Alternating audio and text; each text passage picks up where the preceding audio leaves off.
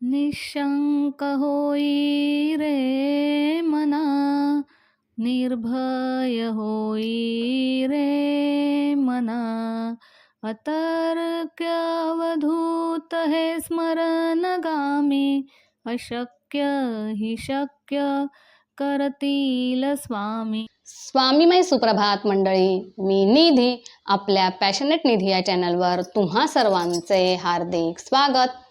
तर मंडळी, थंबनेल बघून तुम्हाला कळलंच असणार आहे की आजच्या व्हिडिओचा विषय काय आहे. तर हो मंडळी, जिथे तिथे आपल्याला पाहायला मिळतं की धनलक्ष्मी कुंचम सेवा खूप आपण म्हणजे करायला लागलो आहोत. ती का करायची आहे, तर बरेच म्हणजे 6 ते 7-8 महिने मी या विषयावर खूप काही गोष्टी वाचल्या आहेत, खूप काही गोष्टींची चौकशी केलेली आहे. तर बरेच जण म्हणतात की ही जी पण काही धनलक्ष्मी सेवा आहे ती मग एकाने केली की लगेच दुसरा करायला लागतो आणि याचं फॅड आलेलं आहे. असं म्हणतो ना की सगळेजण एकत्रच ही पूजा करायला लागलेले आहेत. तर खरं तर ना, ही जी पूजा आहे ना ती दाक्षिणात्य भागामध्ये ना खरंच केली जाते.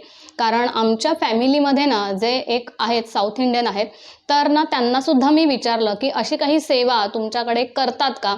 तर त्यांनी ना मला खूप छान अशा सगळ्या गोष्टी सांगितल्या की ती सेवा कशी केली जाते, का केली जाते आणि नक्की धनलक्ष्मी कुंचम हे काय आहे. तर आजच्या व्हिडिओमध्ये ना हेच मी सगळं डिटेलमध्ये तुम्हाला सांगणार आहे. जे मी आधी काही ऐकलेलं आहे, काही गोष्टी वाचलेल्या आहेत आणि काही गोष्टींची मी स्वतः चौकशी केलेली आहे. जे अगदी आमचे जवळचे फॅमिली फ्रेंड्स आहेत ते साऊथ इंडियन आहेत आणि एक नाही तर बरेच साऊथ इंडियन फ्रेंड्स माझ्या ऑफिसमध्ये आहेत, आमच्या आजूबाजूला आहेत. तर प्रत्येकाकडे मी ही चौकशी केली आणि मग त्यांची सगळ्यांची जी पण काही सारांश माहिती आहे ती आजच्या व्हिडिओमध्ये मी तुम्हाला सांगणार आहे. तर हा व्हिडिओ तुम्ही कुठेही स्किप न करता शेवटपर्यंत नक्की बघा. आणि आजच्या व्हिडिओमध्ये ना मी बऱ्याच काही गोष्टी तुम्हाला अगदी सविस्तर सांगणार आहे की एखादी गोष्ट आपण करण्यापूर्वी, म्हणजे जर आपल्याला धनलक्ष्मी कुंचमची सेवा करायची असेल तर त्याच्या मागे काय तथ्य आहे, आपण ते का करायचं असतं. त्याचप्रमाणे धनलक्ष्मी कुंचमची सेवा करण्यापूर्वी ना नक्की त्याला धनलक्ष्मी कुंचन म्हणतात की धनलक्ष्मी कुंचम म्हणतात. म्हणजे काही जणांची तर इथपासून सुरुवात असते की काही जण त्याला कुंचन म्हणतात, काही जण कुंचम म्हणतात.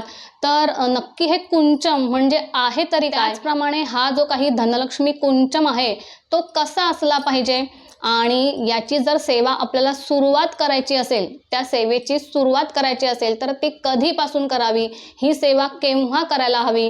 त्याचप्रमाणे हे धनलक्ष्मी कुंचम आहे ते केव्हा सिद्ध होते आणि त्याचे जे पण काही चांगले परिणाम आहेत, त्याची फलश्रुती आहे, फलप्राप्ती आहे ती केव्हा होते, या सगळ्या गोष्टी मी आजच्या व्हिडिओमध्ये तुम्हाला सांगणार आहे. तर चला जास्त बडबड न करता व्हिडिओला सुरुवात करूयात. तर मंडळी, धनलक्ष्मी कुंचन की धनलक्ष्मी कुंचम, तर बरेच जण यूट्यूबवर सुद्धा बरेच व्हिडिओ आलेले आहेत. तर आपल्या महाराष्ट्रामध्ये ना ही सेवा खरं तर जी आपल्याला एक्सप्लेन करून सांगितलेली आहे ती म्हणजे शीतलताई, म्हणजे ज्यांचं स्वामी मूर्ती आर्ट असं चॅनल आहे ना, तर खरंच त्यांनी ही जी पण काही सेवा आहे ना ती आपल्या सगळ्यांपर्यंत पोहोचवलेली आहे आणि खरंच त्यांचे मी मनापासून आभार मानते. पण काय झालं ना, त्यांनी तो व्हिडिओ म्हणजे जेव्हा पोस्ट केला ना त्याच्यानंतर बरेच जण ही सेवा करायला लागले आणि ते काही पूजेचे मटेरियल सुद्धा विकतात. त्याच्यामुळे असं झालंय की ते जे पण काही पूजेचं मटेरियल आहे, साहित्य आहे, ते विकण्यासाठी ही सेवा सांगतायत. तर असं नाही आहे मंडळी. खरं तर ही सेवा आहे ना ती दाक्षिणात्य भागामध्ये खरंच केली जाते. म्हणून तुम्ही बघा, तुम्ही मार्क करा की साऊथ इंडियन लोक ना हे खूप श्रीमंत असतात. अगदी 1% लोक तुम्हाला असे मिळतील की ज्यांच्याकडे खूप कमी पैसा असतो, पण ते नेहमी धनाने अगदी संपन्न पूर्ण असतात. त्यांच्याकडे दागिने बघायचे लग्नामध्ये पूर्ण, म्हणजे त्यांचं पूर्ण लग्नामध्ये दागिने असे मोठे मोठे आणि भरपूर असतात. खरंच म्हणजे माझे पण जे काही आजूबाजूचे फ्रेंड्स आहेत साऊथ इंडियन, ते खरंच संपत्तीपूर्वक आहेत, संपन्न पूर्ण आहेत. त्यांचे मनापासून आभार. म्हणजे शीतलताई ज्या आहेत त्यांचे मनापासून आधार. तर बरेच जण याला म्हणतात की हे फॅड निघाले, एकाने केली सेवा की सगळेजण लाईनीत करायला लागतात. तर खरंच आहे, काही गोष्टी ज्या आपल्याला महाराष्ट्रामध्ये बऱ्यापैकी माहिती नाही आहेत, तर अशा गोष्टी माहिती झाल्या ना तर खरंच ही सेवा आपण सुरू केली पाहिजे. कारण या जगामध्ये प्रत्येक घराघरामध्ये जर ही सेवा झाली ना तर आपल्या महाराष्ट्राला खरंच ते चांगलं आहे. त्यामुळे काय होईल की प्रत्येक घर हे संपन्नपूर्वक होईल. त्याचप्रमाणे जर घर संपन्नपूर्वक झालं तर आपला अख्खा महाराष्ट्र सुद्धा संपन्नपूर्वक होणार आहे. त्यामुळे याच्यामागे निगेटिव्ह काही गोष्टींच्या कमेंटवर आपण विचार करता कामा नये. जर एकाने सेवा जर सुरू केली तर ती बघून जर खरंच त्याचे परिणाम, त्याची फलश्रुती आहे ती खरंच चांगली होत असणार आहे ना, तर प्रत्येकाने ही सेवा सुरू करायला हवी. तर मी सुद्धा ही सेवा सुरू करणार आहे.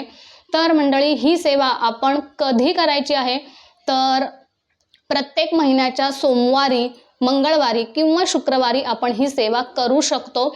जर आपल्याला आठवड्यातून 3दा, जर जमत नसेल तर आठवड्यातून एकदा करा. सोमवार, मंगळवार किंवा शुक्रवार कोणताही एक वार जसं आपल्याला जमेल. तेही जमत नसेल तर महिन्यातून एकदा ना पौर्णिमा येते, तर पौर्णिमा हा सुद्धा देवीचा दिवस आहे, आपल्या कुलदेवीचा दिवस आहे. त्या दिवशी सुद्धा आपण ही धनलक्ष्मी कुंचम सेवा केली ना तरी सुद्धा चालणार आहे. महिन्यातून एकदा अमावास्या येते. त्याचप्रमाणे महिन्यातून एकदा म्हणजे पहिल्या पंधरवड्यामध्ये म्हणजे प्रतिपदेपासून ते पौर्णिमेपर्यंत दुर्गाष्टमी येते. तर दुर्गाष्टमीच्या दिवशी सुद्धा आपण ही सेवा करू शकतो.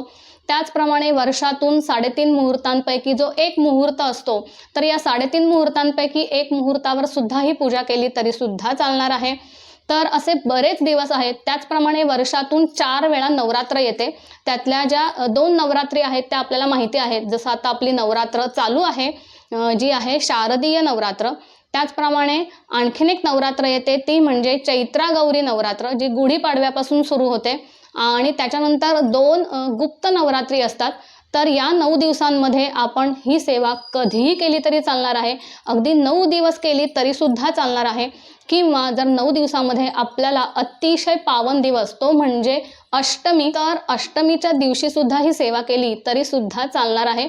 तर मी सुद्धा आता जी नवरात्र चालू आहे तर त्याच्यामध्ये अष्टमीपासूनच या सेवेला सुरुवात करणार आहे. कारण या अष्टमीला शुक्रवार सुद्धा आलेला आहे, म्हणजे मला चांगला वारही मिळतो आहे, अष्टमी सुद्धा मिळते आहे आणि मस्त नवरात्रीचे दिवस चालू आहेत. तर असा कोणता तरी चांगला मुहूर्त, जसं दसऱ्यापासून सुद्धा या सेवेला आपण सुरुवात करू शकतो, तर असा चांगला मुहूर्त बघून आपण या सेवेला सुरुवात करायची आहे. आणि ही जी पण काही धनलक्ष्मी कुंचम सेवा आहे ना, ही 40 दिवसांची सेवा आहे. आपण म्हणू की चला आज आपण धनलक्ष्मी कुंचम सेवेला सुरुवात केलेली आहे तर उद्या आपल्याला त्याचं छानपैकी फळ मिळणार आहे, आपल्या घरामध्ये पैसाच पैसा येणार आहे. तर असं नसतं मंडळी. हा जो काही धनलक्ष्मी कुंचम आहे ना तो सिद्ध होण्यासाठीच 40 दिवस लागतात. म्हणजे या कुंचमची म्हणजे धनलक्ष्मी कुंचमची सेवा ही आपल्याला 40 दिवस करायची आहे. मग आपण ती सलग 40 दिवस केली तरी सुद्धा चालणार आहे. आपल्याला जसं जमेल सोमवार, मंगळवार, शुक्रवार, 3.5 मुहूर्तांपैकी एक मुहूर्त, अमावस्या, पौर्णिमा, नवरात्र अशी वर्षभरात आपली ही 40 दिवसांची सेवा पूर्ण झाली पाहिजे. त्यानंतरच हा धनलक्ष्मी कुंचम हा सिद्ध होतो. आणि त्याच्यानंतर त्याच्यामध्ये ज्याही वस्तू, जेही साहित्य, पूजा साहित्य आपण वापरलेलं असेल ना ते आपण अगदी सांभाळून ठेवायचं आहे. कारण ते सगळे साहित्य असतं ते सिद्ध झालेलं असतं आणि त्याच्यानंतर आपल्याला परिणाम दिसायला सुरू होतात. त्यामुळे या सेवेमध्ये ना आपल्याकडे पेशन्स पाहिजेत आणि आपण अगदी ही सेवा मनापासून करायची आहे. ही धनलक्ष्मी कुंचमची जी सेवा आहे तर ती कोण कोण करू शकतं, तर ही सेवा पुरुष किंवा स्त्री दोघेही करू शकतात. त्याचप्रमाणे जर घरातली करती स्त्री असेल किंवा करता पुरुष असेल, अगदी घरामध्ये विधवा स्त्री सुद्धा असेल तरी सुद्धा, किंवा घरात एखाद्या मुलीचं किंवा मुलाचं जर लग्न झालेलं नसेल तरी सुद्धा या व्यक्ती ही सेवा करू शकतात. त्याचप्रमाणे ही सेवा आपण कशासाठी करायची असते, तर ही सेवा केल्यामुळे आपल्याला संपत्ती, धनधान्य, लक्ष्मी हे सगळं प्राप्त होत असतं. तर धनलक्ष्मी सेवा म्हणजे धनलक्ष्मी कुंचम सेवा म्हणून तर ह्याला म्हटलं जातं. तर आता संपत्ती, सुख, लक्ष्मी, धनलक्ष्मी म्हणजे नक्की काय, तर फक्त पैसाच का मंडळी, तर नाही. आपलं आरोग्य, आपलं घरातलं सुख, त्याचप्रमाणे आपल्याला जी मिळणारी मनःशांती आहे, त्यानंतर मुलांची जी पण काही शिक्षणातली प्रगती आहे, तर ही सगळी जी पण काही आहे ना ती आपली संपत्तीच आहे. त्यामुळे हा डोक्यातून विचार काढून टाका की आपल्या घरामध्ये भरपूर पैसाच पैसा यावा म्हणून आपण ही लक्ष्मीची सेवा करायची आहे, धनलक्ष्मीची सेवा करायची आहे. तर नाही मंडळी, फक्त पैसा म्हणजेच संपत्ती नाही आहे. तर आपलं आरोग्य, आपल्या घरातलं जे पण काही सुख आहे आणि घरातला एकोपा आहे, त्याच्यानंतर घरामध्ये जी पण काही मानसिक शांती लाभायला हवी. कारण हल्ली प्रत्येक जण बाहेर जाऊन कमवत आहे, भरपूर पैसे कमवत आहे, पण ते पैसे आपल्या घरामध्ये टिकत नाहीत, इकडे तिकडे खर्च होतात. तर त्याच्यामुळे ते पैसे स्थिर राहण्यासाठी, घरातली मनःशांती टिकून राहण्यासाठी आपण ही सेवा करायची आहे. आणि ही सेवा ना 40 दिवस झाल्यानंतर जेव्हा धनलक्ष्मी कुंचम सिद्ध होतो ना, तर त्यानंतर तो बंद करायचा नाही आहे, कारण मग त्याचे पुन्हा निगेटिव्ह इम्पॅक्ट व्हायला सुरुवात होते. त्यामुळे ही सेवा जशी आपल्याला जमेल तशी वर्षातून 40 वेळा तरी ही सेवा आपल्याकडून व्हायला हवी. मग जेव्हा आपल्याला जसा वेळ मिळेल तसा आपण वेळ काढून ही सेवा करायची आहे. जर महिलांना सलग 40 दिवस ही सेवा करायची असेल तरी सुद्धा करू शकतो. जे महिन्यातले 5 दिवस आहेत ते 5व्या दिवशी अंघोळ करून आपण ते 40 दिवस पूर्ण करायचे आहेत. तर अशा प्रकारे आपण ही सेवा करायची आहे. तर आणखीन एक डोक्यात कन्फ्युजन आहे की ही सेवा आपण नक्की कोणत्या कुंचममध्ये करायची आहे. तर कुंचम हे ना आपण चांदीचं सुद्धा कुंचम वापरू शकतो, पितळेचं म्हणजे ब्रासचं सुद्धा कुंचम वापरू शकतो, त्यानंतर तांब्याचं सुद्धा कुंचम आपण वापरू शकतो, मातीचं सुद्धा कुंचम आपण वापरू शकतो. तर ही सेवा आपल्याला ज्या कुंचममध्ये शक्य असेल त्या कुंचममध्ये आपण करू शकतो. मात्र स्टीलचं कुंचम म्हणजे आपला जो स्टीलचा ग्लास असतो किंवा प्लास्टिकचं कुंचम किंवा लोखंडाचं कुंचम आपण इथे सेवेसाठी वापरायचं नाही आहे. कारण पूजेमध्ये ना स्टील, लोखंड आणि प्लास्टिक हे अजिबात आपल्याला पॉझिटिव्ह एनर्जी, सकारात्मक ऊर्जा देत नाही, तर त्यातून उलट नकारात्मक ऊर्जा तिथे क्रिएट होते. तर आता माझ्याकडे ना 3 प्रकारचे कुंचम आहेत जे मी तुम्हाला दाखवते. जसं सर्वात पहिलं मी आता म्हणाली की कुंचम हे मातीचं सुद्धा असू शकतं. तर हा माझ्याकडे आहे मातीचा कुंचम. म्हणजे नॉर्मल कुंचम म्हणजे काय, तर कुंचम म्हणजे मापटं. जसं पहिल्या काळामध्ये धान्य भरण्यासाठी किंवा मोजण्यासाठी जे माप वापरायचे ना, तर त्याला ना म्हणजे शेर, मराठीमध्ये ना त्याला शेर म्हणतात, म्हणजे आमच्याकडे तर त्याला शेर म्हणतात. दाक्षिणात्य भागामध्ये ना त्याला कुंचम म्हणतात, काही भागांमध्ये त्याला मापटं सुद्धा म्हणतात. याच्याने आपण ना धान्य मोजतो किंवा धान्य आपल्याला मोजून घ्यायचं असेल तर याला कुंचम म्हणतात. तर ते साधं कुंचम जे असतं ते ग्लाससारखं दिसतं, जसं हा सुद्धा मातीचा कुंचम आहे. त्याच्यानंतर आता माझ्याकडे आहेत ते म्हणजे हे 2 पितळेचे कुंचम. असेच आपण ना तांब्याचे सुद्धा कुंचम वापरू शकतो. तर हे 2 प्रकारचे आहेत. तर हा जो कुंचम आहे ना तो मी शीतलताईंकडूनच घेतलेला आहे, स्वामी मूर्ती आर्टमधून. तर या कुंचममध्ये ना इथे ना जे भगवान विष्णू आहेत त्यांचा तिलक आहे. इथे आहे शंख आहे, शंख, आणि इथे आहे चक्र. तर तिलक आहे, शंख, चक्र आहे. त्याच्यानंतर इथे ना महालक्ष्मी आईची मूर्ती छापलेली आहे आणि दोन्ही बाजूला हत्ती आहेत. तर असं हे छान असं कुंचम आहे, दिसायला ग्लास सारखंच आहे, पण कुंचम म्हणजे खरं काय तर मापटं म्हणतात ह्याला. आणि हे मी शीतलताईंकडून घेतलेलं आहे. तर दुसरं कुंचम हे मी ना आईसाठी घेतलेलं आहे. तर हे असं साधं आहे. हे जे कुंचम आहे ते थोडं ग्लास सारखं आहे, म्हणजे इथून थोडं निमुळतं आहे आणि वरून ते थोडंसं ब्रॉड होत गेलेलं आहे. आणि हे जे आहे ते जसं मापटं असतं ना आपलं, जुन्या काळात ना आपल्या आजींकडे ते मापटं असेल, तुम्ही विचारा तुमच्या घरामध्ये, किंवा तुम्ही लहानपणी बघितलेलं सुद्धा असू शकतं, किंवा आपल्या आई वडिलांना विचारा, त्यांनी हे वापरलेलं सुद्धा असू शकतं. तर असा हा ग्लास असतो, म्हणजे मापटं असतं. तर ह्याच्यावर सुद्धा तिलक आहे भगवान विष्णूंचा आणि शंख आणि चक्र आहे. आणि हे बघा, हे असं सिंपल पूर्ण खालपासून वरपर्यंत स्ट्रेट आहे, जसा आपला ग्लास असतो. तर याला म्हणतात कुंचम. तर हे कुंचम तांब्याचं सुद्धा मिळतं, चांदीचं सुद्धा मिळतं. तर आपण कोणत्याही या धातूंपैकी कोणत्याही कुंचममध्ये ही सेवा करू शकतो. तर मातीच्या कुंचममध्ये जर सेवा केली ना तर काय होतं की आपल्याला जे पण काही मातीचं कुंचम आहे ते अगदी सांभाळून ठेवावं लागतं आणि त्या मातीच्या कुंचममध्ये जोपर्यंत अक्षता आणि इतर जे काही पूजेचं साहित्य असतं तोपर्यंत तो कुंचम पूजेमध्ये असतो. त्याच्यातून जे पण काही पूजेचं साहित्य आहे अक्षतांपर्यंत म्हणजे अक्षतांपासून ते जर आपण काढून आपल्या वेगवेगळ्या जागी ठेवलं तर तो कुंचम एक साधा ग्लास असतो. तर असं हे जे पण काही मातीचं कुंचम आहे ते आपल्याला खूप सावधानतेने वापरायचं आहे. 40 दिवस सेवा होईपर्यंत निदान ते कुठेही तडकलं नाही पाहिजे, फुटलं नाही पाहिजे. म्हणून आपल्याला थोडी रिस्क आहे की मातीचं कुंचम पूजेसाठी वापरण्यासाठी. पण जर आपल्याला गॅरंटी असेल आपल्यावर की नाही आपण हे कुंचम व्यवस्थितपणे हाताळू शकतो तर आपण मातीचं कुंचम सुद्धा इथे वापरू शकतो. त्यानंतर प्रभावशाली असं कुंचम आहे ते म्हणजे तांब्याचं कुंचम. तर या तांब या धातूमध्ये सुद्धा ना आजूबाजूची जी पण काही नकारात्मक ऊर्जा आहे ती शोषून घेण्याची आणि त्यातून सकारात्मक ऊर्जा पसरवण्याची ताकद असते. त्यामुळे तांब्याचं कुंचम हे सुद्धा आपण वापरू शकतो. मात्र तांब्याचं कुंचम हे ना लगेच काळं होतं, तर प्रत्येक वेळी आपण ते अगदी व्यवस्थित स्वच्छ करून वापरायचं आहे.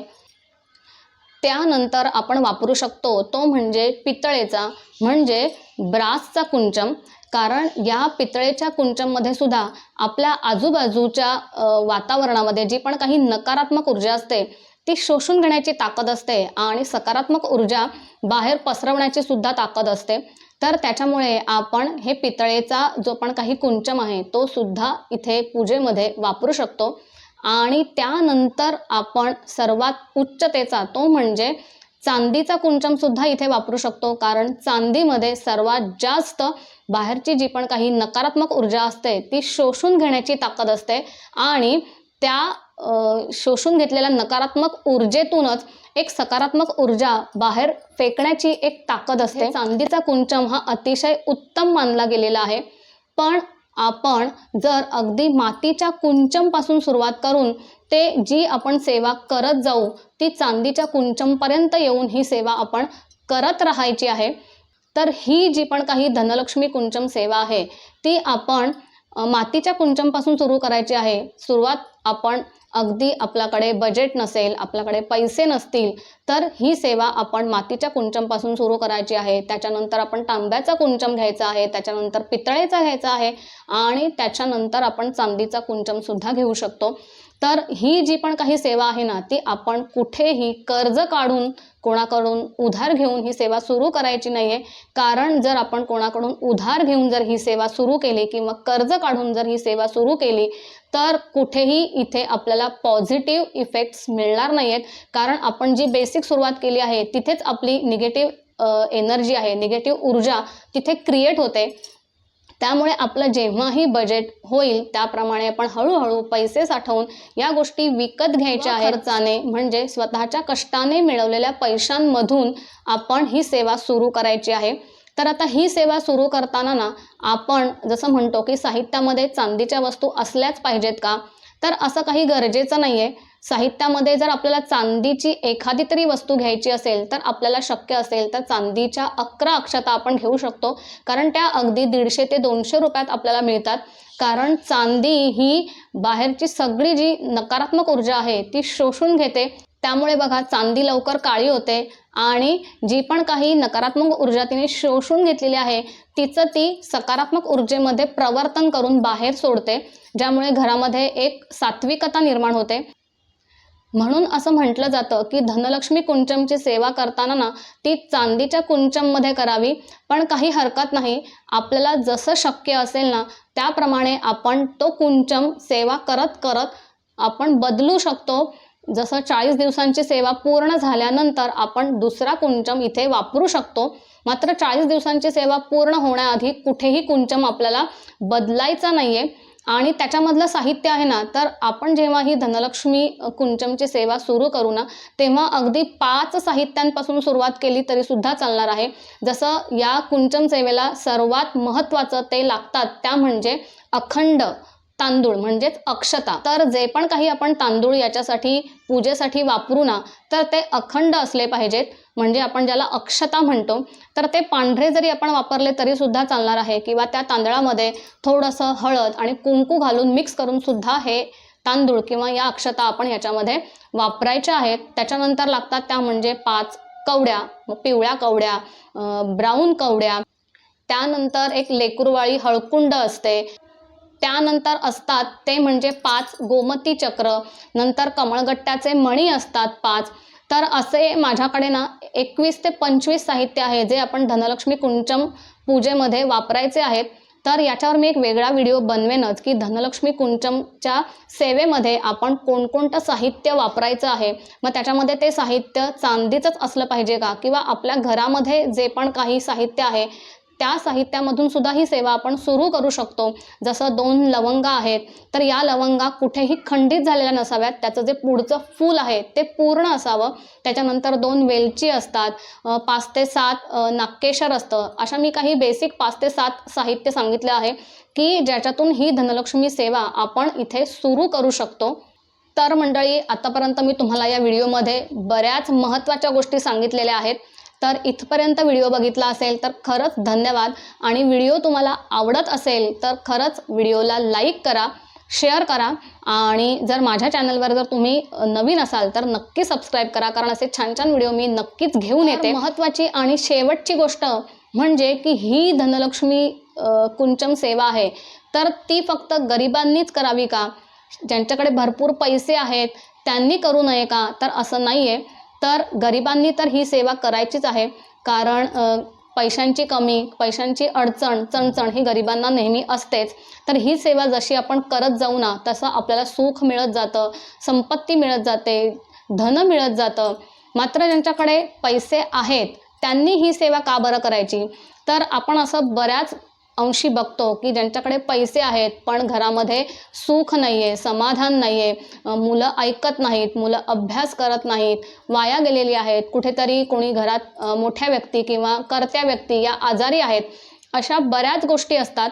तर त्यांच्याकडे पैसे असतात पण घरात सुख नसतं. अशा वेळी ना त्या पैशांचाच उपयोग करून आपण चांदीचंच धनलक्ष्मी कुंचम घ्यायचं आहे आणि बऱ्याचशा चांदीच्या वस्तू घेऊन आपण या सेवेला सुरुवात करायची आहे. कारण ते सगळं साहित्य विकत घेण्याची ताकद तर असते, मात्र घरामध्ये सुखशांती नसते. तर अशा व्यक्तींनी जर आपण चांदीच्या कुंचमपासून किंवा चांदीच्या पूजेच्या साहित्यापासून सुरुवात केली तरी सुद्धा चालणार आहे.